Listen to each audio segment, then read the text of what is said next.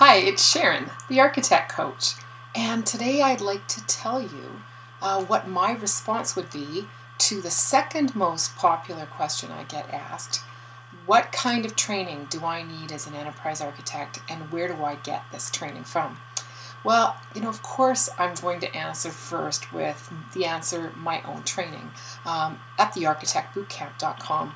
I used to flog my own training all the time just because of the practical nature in which I take and the direction in which I take, and also that I truly believe that the best way for one to learn is to learn a little bit of theory and then try to apply it, especially to their own situation.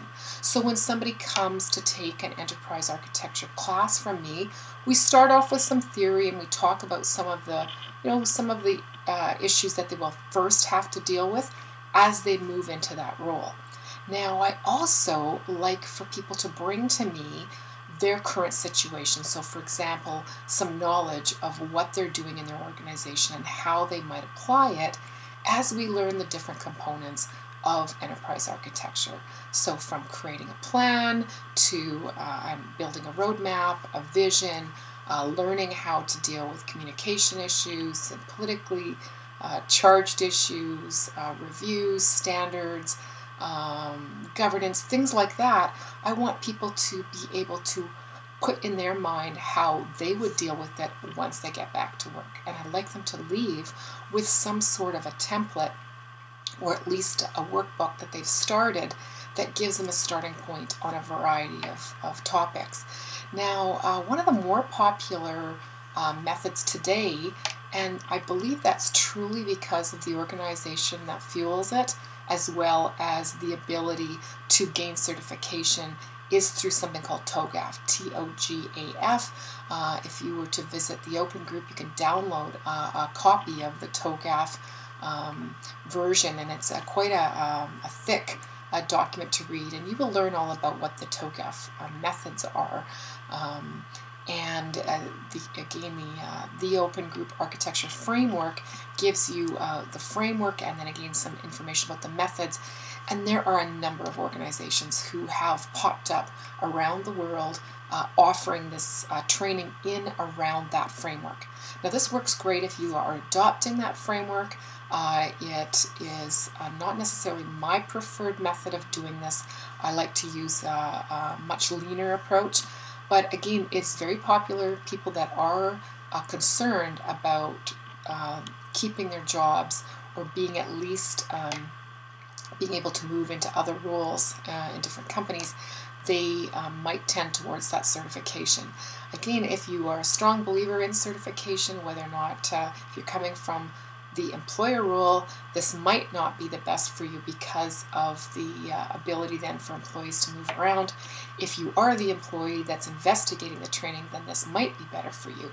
I would just really check it out, and as well, you probably want to have a really good idea of what your enterprise architecture program is going to use for a methodology before taking that training, because taking it and then trying to use it with another might be a little bit cumbersome and time-consuming.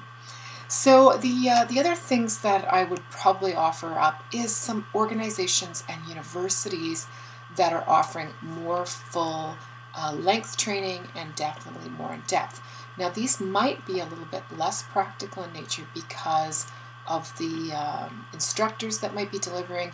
If you can find somebody that has had an enterprise architecture role and possibly or preferably the same time as they're teaching, that's just perfect. Again, if you've got that time. So if you are a student or you have an organization that's willing to fund and put you through something like that, that in-depth training is just absolutely fabulous.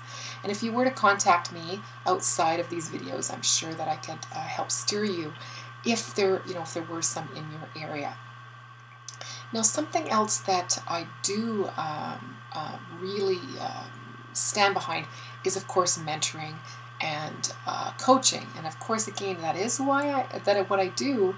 But there's an awful lot of other reasons for that. So learning beside someone that has been in that role will help guide you through the minefield if I like to term it that, or the unknown grounds that you are definitely going to encounter when you first step into this role.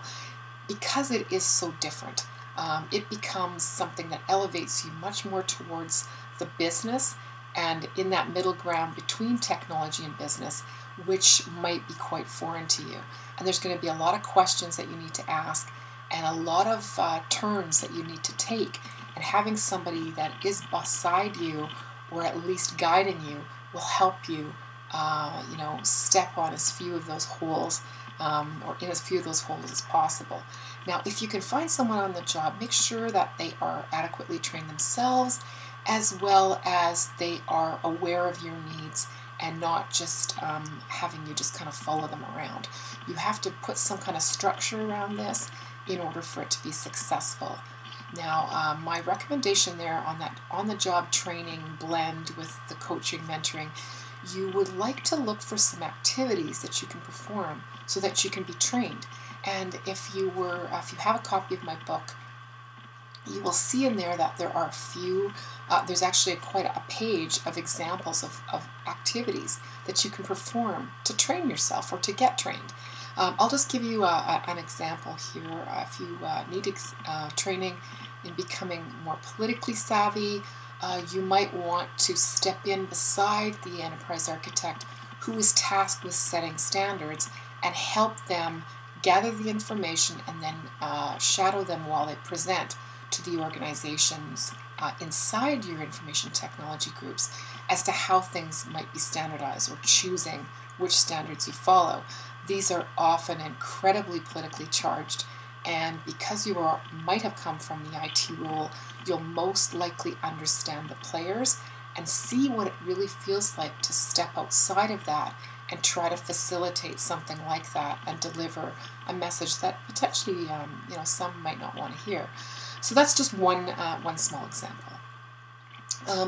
The other methods you might learn or might use to get trained is through books, through groups, and online information such as blogs. Again, this is a longer way around, and without some sort of a map or a guide to take you through these things, it is quite lengthy and again most likely riddled with hiccups. So again, you might want to choose one of the other routes, but augment it, especially augment it with books. Now, if you were to search for me on Amazon, I do have a list that I did create of some of my favorite books as well. You might find those on some of my sites, such as zoomfactorbook.com.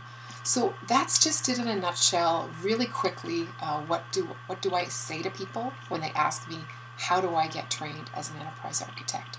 So if you want to visit me on my blog and maybe learn some more about this topic, visit me at www.architectcoach.com, or you might try me at my book blog site, and that is zoomfactorbook.com. Have a great day.